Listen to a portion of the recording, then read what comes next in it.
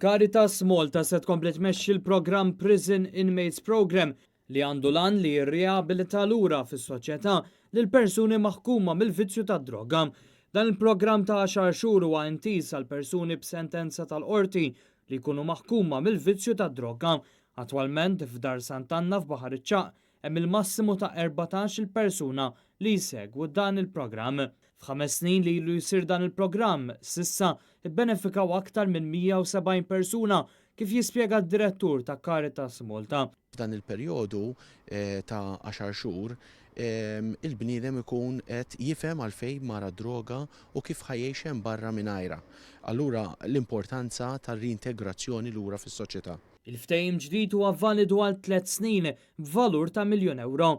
Caritas Malta issa qed tittama wkoll fi żvilupp ġdid li persuni fl-aħħar fażi tal-programm jitħallew joħorġu jaħdmu anke jekk is-sentenza tagħhom tkun għadha effettiva.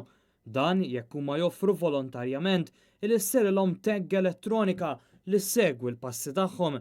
B'hekk huma jkun jistgħu jidħlu fid-dinja tax-xogħol u jibdew isibu stabbiltà finanzjarja. Il-bniedem ikun tagged ħalli telaq mill-programm mara x-xogħol u ġie fil-ħin li konna miftemin, però nafu fejn qiegħed. Allura dik isservi ta' element ta' kontroll u protection għas-soċjetà, però iktar u iktar lil persuna tgħinu biex iħossu sejf għax jaf li ma jistax joħroġ mill-limits li tissetjalu tagg. Diskussjonijiet dwar din l-inizjattiva ġdida għadhom għaddejjin.